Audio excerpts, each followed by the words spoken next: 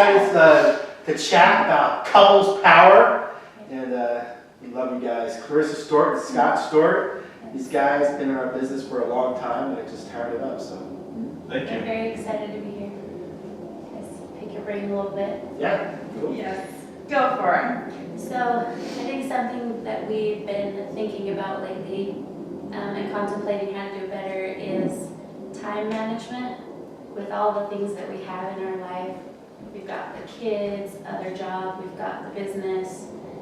Getting enough working hours in and making them quality. Oh yeah, for sure. That's what. How do you guys manage that? Because there's always things that are going to come hit you. There are. Like, I think in the family realm, you're always going to have unexpected things come up. So it's one, embracing that it's never going to be perfect. So some people want it perfect. Like, because yes, we schedule everything, right? We schedule the quality family time, but it doesn't mean it's always perfect. Nothing's ever going to be perfect. So it's embracing the fact that there's always chaos and understanding that. But then I think Chris makes always a really great point, maybe he can just add to this, but when we have everything scheduled, so on Sundays for me and what I did in the very beginning, and I've talked to you about this before, but like I scheduled anything, so I got my son in line in the sense of like, what do you have school-wise or anything that you need me for? And so I'm trying to get him to pre-plan his week too, but like, so I can get it in my calendar to limit the amount of unexpected things. I'm trying to foresee what could happen. So I try to schedule in whatever family time we're going to do. If Chris has invited people over, whatever that looks like outside of like the normal of our everyday business. So I try to put that in there. And once I put that in there, nothing really gets in the way of that.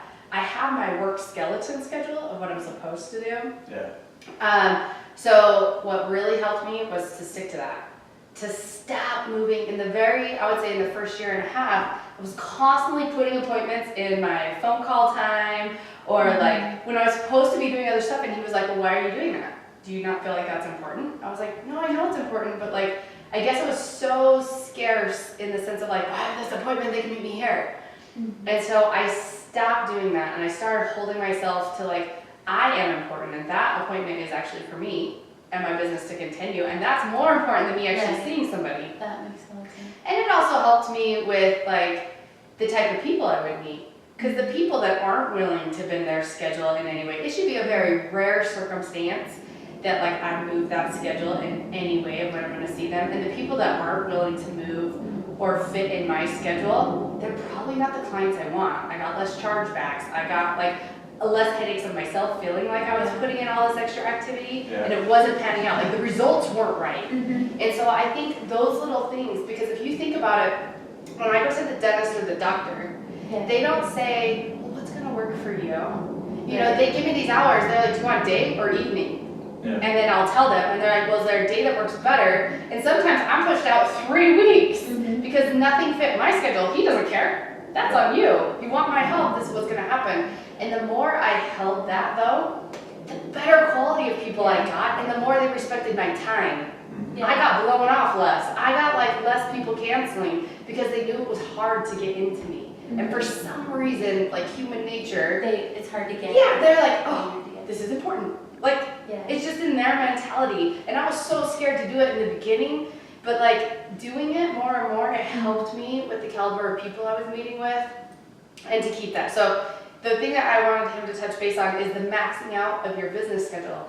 Because if you fully went all in and maxed out the time you had for business, then you would never feel like you were torn between family and this. Right, that's true. Because if you really did hit your 5 contacts every day, and you got your 5 new names and numbers every day, you know, you wouldn't feel guilty on Friday night taking the night off because I hit every number and I hit my PBG of 21.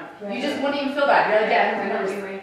Like, instead of having to take that all the way even to sometimes Sunday, people are like, oh, I gotta get everything in, instead of maxing out the time they have. And so I don't know if you want to clarify that. You always talk about that. I think that's one of the keys for sure. I think, I was just thinking, we were talking the other night, I think, I forget who we were talking to, but when I go to the gym and I work out and I focus in and I have that like very powerful hour-and-a-half workout, the rest of the day, I don't think about going back down to the gym and working out, right? Because I've maxed out, I did all I could do, I was at the peak performance, Yeah. and so I'm able to do the other stuff that I want to do, the other 22 and a half hours a day, Yeah. right? Yeah. So I think number one is, I think for sure that's one of the things, is to the time that you do have to do what you're doing, go all in during that time.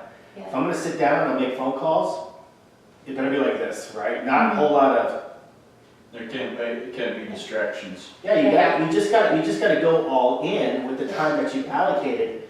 And so, one thing for sure, I think that's helped me is I'm decently disciplined on when I put my schedule together, doing what's actually in my schedule, okay? And I think there's probably was a time in my career where I would give advice on being so rigid with your schedule that no matter what happens, you gotta block out every minute of the day, which is great if that's where you're at. Like if you're at a point where you're so disciplined with your schedule and you can block out every minute and handle it to a T, great. But then as I started maybe seeing some different personalities in the business, maybe that's not quite feasible, because the second you don't do what you have in there, it then gives energy to the fact that you're not going to follow through on your word, and then I see the whole thing blow up, because then if you don't follow through one time, then the whole thing doesn't matter anymore, right? So if I don't follow through on this one part of my schedule, the next day it's like, oh, well, you know, I haven't proven that I can even follow this thing, so then I go backwards, right? Yeah. So I've seen people kind of go through that. So the one thing that I think is that you got to kind of gauge yourself where you're at, but maybe you got to have some hardcore times scheduled where no matter what, you're not going to interrupt those. But then maybe you have some other things that are a little bit more flexible based on you accomplishing the hardcore things, right? Yeah. So maybe you have 2 hours of contacting in there, and 1 hour is like hardcore, no matter what, I'm going to do this, right? And the other one is, if something else comes up or I get distracted, fine, I still kept my word to myself. So building in rigid things into your structure of your schedule, but also maybe even building in some flexibility in there to allow yourself some leeway, depending on where your personality, of course, is at, and depending on how you actually end up playing the game. And then just work on the little things, like work on, over the course of a month, 2 months, to 6 months to a year, getting more rigid on the flexible area, so that you're not killing the word that you make to yourself, you know? So you're not damaging your self-confidence and the fact that you follow through on the things that you say you're gonna do. And so, but the part that I thought was really key as I was kind of thinking about this, I think about this a lot, is it that I cannot have any time to go do things that come up and are emergencies? No, I get to have that time. But in order to really be able to have that time and it not sabotage me, the time that I have that doesn't require those things, I gotta hit it hard. Like if I waste time in the time that I'm supposed to be doing stuff, and then something does come up, that's where it really kills me, because I haven't done what I was supposed to do in preparation for those things that actually come up. Those things are going to come up. So if you go all in, you're not going to have any trouble hitting your goals. Where we have trouble hitting our goals is when we go half in, and then something comes up, and then we run out of time. So we actually procrastinated the hard work till later, and then what happened when later came, something, or let's just say, like I had the perfect opportunity to work hard on Monday, but I didn't take that chance. And I woke up Tuesday thinking I was going to work hard, and then something come up that needed my attention, having to do with the family, and I couldn't put that. So then I blew up 2 days, where if I had put my all in on Monday, I bet you in one day you could probably do what you probably half behind during the whole week. I watched Like you you do could that. squeeze it like that, Over right? and over. Yeah. That's exactly it. And it's not just you guys, it's us, it's everybody. I mean, if you really think about it, like, when I have the opportunity, I need to go all in and just nail it. And then I'm not going to have any guilt. I'm not going to have guilt when a family emergency comes up and I feel like I have to take care of my family, but while I'm taking care of my family, I'm thinking like, oh, I didn't get this done. And then, right, or then you're having to make a sacrifice where you're doing work when you're thinking like, oh, I should really be at this, right? That's exactly what's happening. And you can take that subject matter and you can really branch it out across a lot of different subject matter, like maybe date nights, right? I mean, I have a really obsessive personality, which means like when I'm into something, like I'm into it. Like I'm thinking about it all the time. You try to have a conversation with me, I don't retain it because I'm thinking about it, right? Yeah. And so, but what allows me to be more present, and I'm still trying to get way better at it, allows me to be more present is that I gave it my all during those opportunity times. And it's almost like, I want a break from it. And then I need a break from it. And I enjoy the other stuff because I knew I maxed out that time commitment I made towards whatever it was. That's amazing. That is perfect. I think that's exactly what we're going through. Yeah. And to kind of lead into something else, I think that also has to do with one of my other questions is obviously your mindset is really important. Our mindset has to be strong all the time. And in order to max out, when you need to max out, you have to be in the right mindset. Yeah. So if we're constantly getting down and getting upset, we didn't hit our goals, you have to have that mindset be strong. Like, what's your best advice on keeping that at full force when you need it? Well, I think what happens a lot too is Peak state. I think we blow up our goals from our mindset before the goal. It was even time to assess whether I hit the goal, right? So for instance, if my goal for this week is to do something and I have a bad day number 2, I let that actually blow up the goal. Does that make sense? Instead of going all the way through to the end and then seeing whether the goal actually got hit or not. Yeah. Because this actually relates to the previous thing that we were talking about is how much time am I spending in not being all in because I'm thinking about what you just brought up, right? Exactly. So that's actually taking up. So the second that I start thinking that way, I'm now violating the whole, I'm supposed to be going all in right now, right? Yeah. So, I mean, and then you gotta really think about it like, well, I don't have a choice to think this way because my flag is planted. Yeah. You know, if your flag is truly planted, then you realize that like, okay, I can't think this way because my flag is planted and I don't have another option to go do something else. So why the heck am I even thinking this way next? Exactly. Right? Yeah. You know, am I good enough? It doesn't matter. My flag is planted. So if I'm not good enough, it doesn't matter. I still gotta go next. I'm doing right? it. Yeah. I still gotta do it, right? So I think you kind of have to go, like, you kind of got to go through that process of really just saying, I'm not going to let my mind go there. Now here's the other part of it for me. I don't know how anybody makes it throughout the day without some little voice in their head from the external telling them that they can. What I mean by that is like, when I'm driving around, I got to listen to like inspiring stuff. I don't, like, and we've talked about this many times, an idle mind allows negativity to compound. Yeah. So what I try to do is I try not to let my mind go idle. If I'm sitting there thinking, my mind can gravitate towards negative stuff pretty easily. Yeah. Fine. It doesn't matter if that's not what makes me a champion or not makes me a champion or gives me a chance to be a champion or gives me not a chance to be a champion. What does is, am I going to put some system in place to guard against my weaknesses? Right. We all have strengths, we all have weaknesses, no one's impenetrable, right? But when I demonstrate something that's not going to serve me, is there a system in place to help me change course immediately and get back on track? And just thinking about that, I just really just realized based off some of the stuff we were talking about this morning, I just need to have a system in place.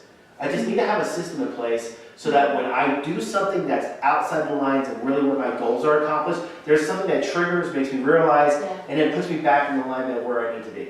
And then through doing that process, you end up starting to build more and more, not that you're relying on the trigger, but it's to help you put you back in the spot that you're supposed to be so you're comfortable in that spot, right? So you're comfortable, we become comfortable about thinking about negative thoughts because somewhere along the line, it was an accepted process, right? You weren't made uncomfortable to think about negativity or self-doubt. It wasn't uncomfortable at some point. So since it wasn't uncomfortable, we tolerated it, and then it became comfortable, right? So what can I do to put myself in a spot where I now become comfortable, which leads to becoming natural in the opposite way of thinking?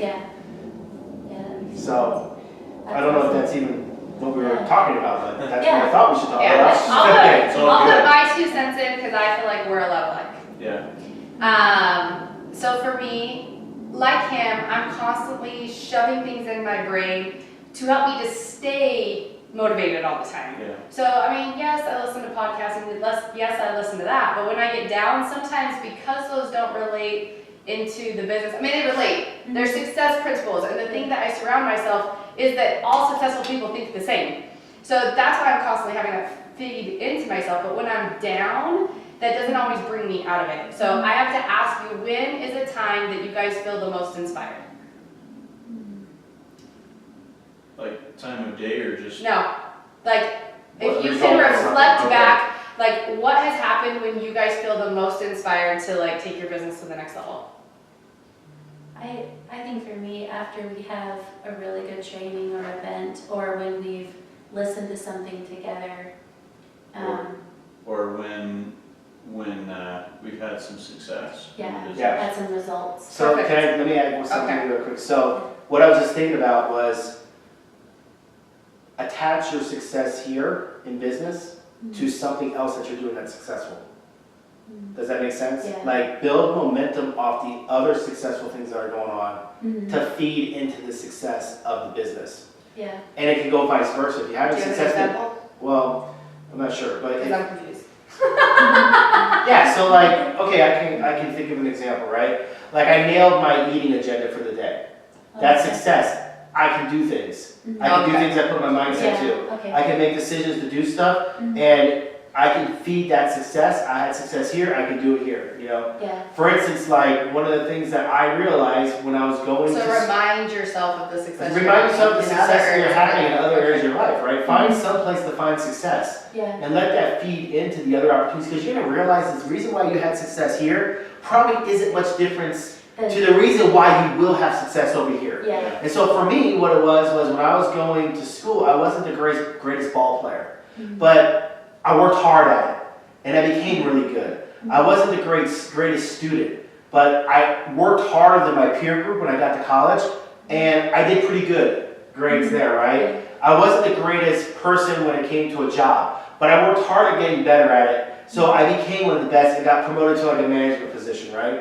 So for me, what I realized is my success, when I go back and I had success wherever it was, is because I was willing to work hard, outwork anybody. So when things aren't going right in business, what I tell myself is, I just need to go outwork what I was doing before. I need to go outwork my competition. And because I end up doing that, I end up becoming successful in business. I start proving myself that I do have what it takes. I do have the skill set Yeah. because I used the other places in life that I actually had success on. Yeah. I love that. Yeah. That's really That's good. really good. Yeah, Yeah. yeah, for sure. Sorry. Okay, you're I okay. apologize. So, can you think of just a time where you felt the most inspired? I'm going to go out and knock this out of the park. Yeah, I mean, Just kind of successes.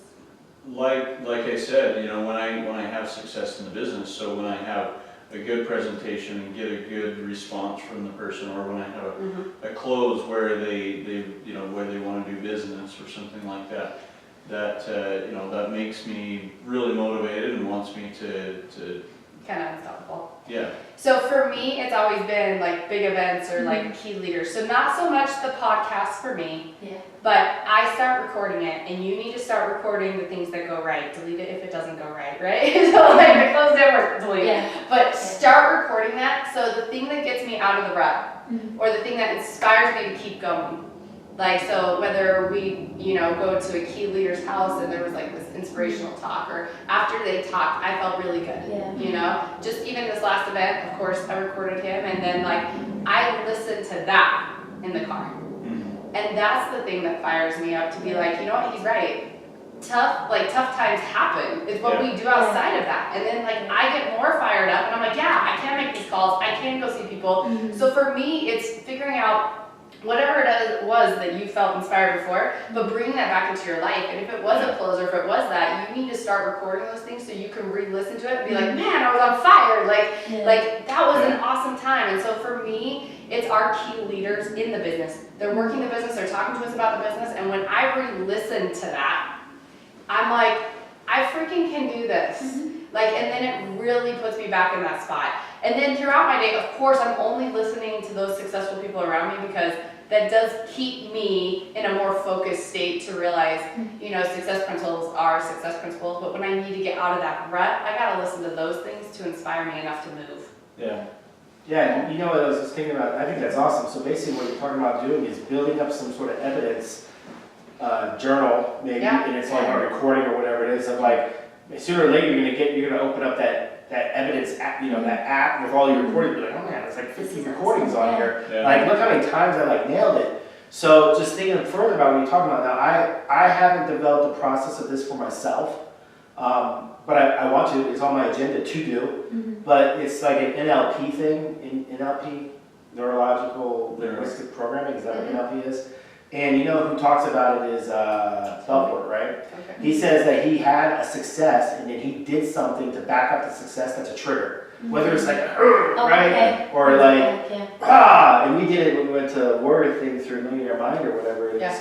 You know, you build a trigger, right, of success because you're in peak state of, Yeah. I did it, right? I nailed it. And then taking that trigger moment of whatever it was and then do that trigger before you go do the next close That's or make the next awesome. client I or like have the next NDI or gonna make the next prospect, right? Yeah. So you trigger something that puts yourself back in the Yeah. peak state. Yeah, I've kind of noticed that like before I go CrossFitting or doing equipment, I actually kind of like stand up and like straighten the Yeah. jacket. Like, Yeah. I actually physically do something before to So- kind of get me. Yeah, so the next time you have a success, do that thing Uh-huh. and anchor it. Yeah. Yeah. Okay, I like that. And I think that kind of leads into another question I had was motivating each other.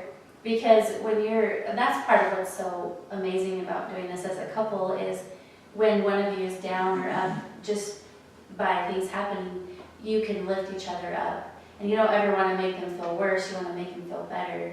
Yeah. So what are the ways that you help each other? Like if he comes home and he's had a really hard day, like what do you do to help each other get lifted back up? And Do I go first? Nope. Okay. So I really think that every couple, most people don't do this enough. One, don't bring home bad news. Even though it sucks to internalize it all the time, it's not good to keep sharing it.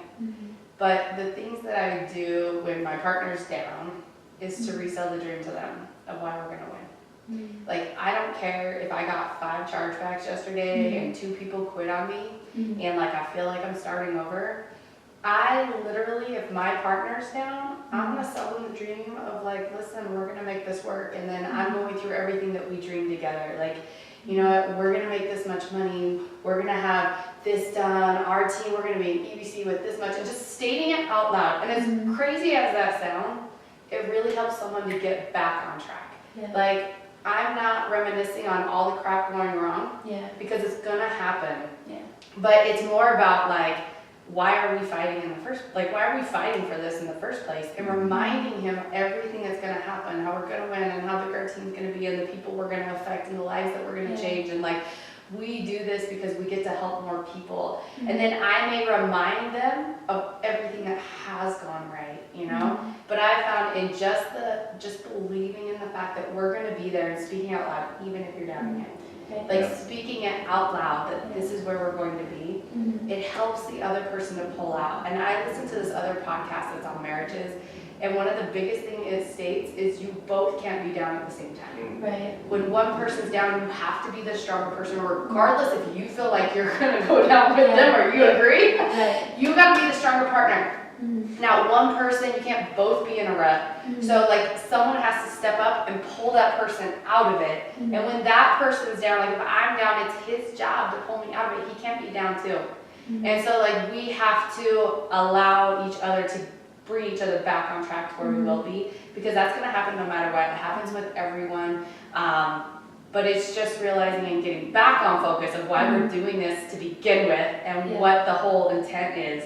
And that's worked for me. Yeah. Yeah, I think for me, I just think we influence our spouses more than we realize sometimes. So one of the things that I try to do is, one of the things I do is I try, like, listen, I feel like I know when I'm not in the right spot. If I had a bad day, if I'm negative, I don't always know. Sometimes I just can't control it, right? But I think most of the time I know when I had a bad day, and the problem is I'm fixating on the bad. So I don't look for Deanne to bring me up. Mhm. Although, Right. she's pretty good at it. I don't look for that. That's not my, she is not my person who's gonna save my attitude Mhm. towards what's going on. So that's just a personal decision that I made. Yeah. Although she's good at it, right? She's great at it, as a matter of fact. She's probably one of the best at it. Mhm. So what I try to do is I try to cure my mental problems Uh-huh. before I communicate with her about it. Oh, And then what happens is, because I go through a process, whether I go and lift some weights, I release the stress, I do something, you know, whatever it is, I get active again and make some positive happen. Mhm. By the time I communicate with her about it, Yeah. I've solved the issue, Mhm. but then it's not, like, my bad day isn't even that bad of a day anymore. Yeah. Yeah. Like, I found some other better, cooler, positive things, Yeah. and I don't even like to think about bad shit anyways. Right. You know what I'm saying? Like, Right. I like to think about good stuff. Yeah. So once I get some good stuff to fixate on, Yeah. then the bad stuff is just kind of like Okay. gone. Yeah. Like Yeah. it disintegrated, it's poof, it's Mhm. gone.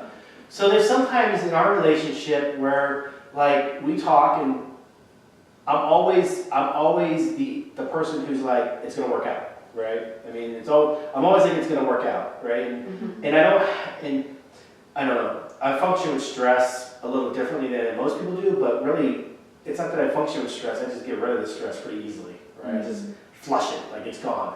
Mhm. So, when I am stressed out, I'm pretty, like, tough to be around, Mhm. but I just don't think that part of it happens that often. Like, I'm always like, there's a solution, there's a way out, Yeah. and I don't even see it as a problem anymore. Not that I should never correct it, Yeah.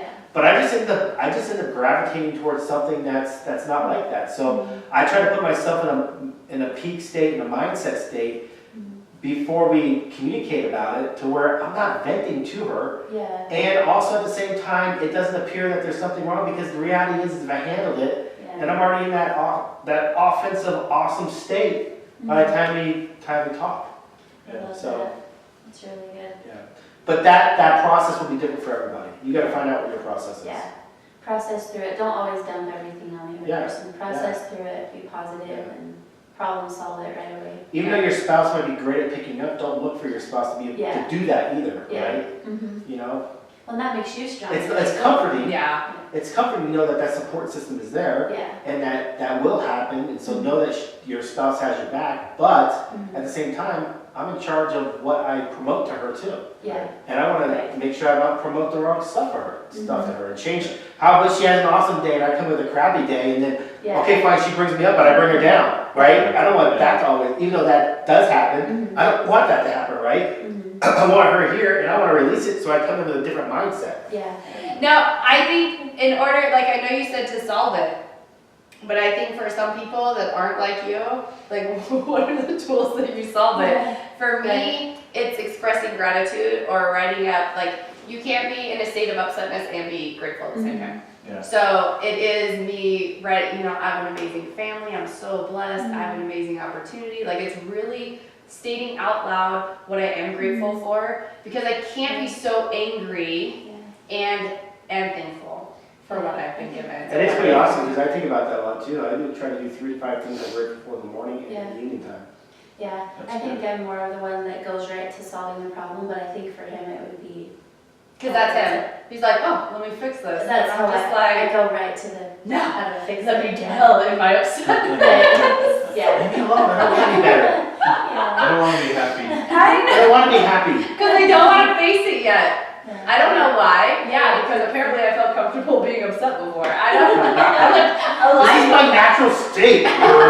Okay. So I've had to use that, like that whole gratitude thing, Yeah. like before I come home, or if I'm just really, really upset, like, you know, like Yeah. depressed, like really upset, like I have to immediately go into like this grateful mode Mhm. and speak it out loud. And honestly, after like the 5th or 6th one that you talk about, it's Yeah. kind of, Like, oh, how do I? you kind of suck at like, oh, I'm feeling bad about myself because I didn't close something down, or like things don't seem to be working right, or like you're just like, really, there's people starving in Africa and I'm over here like freaking out.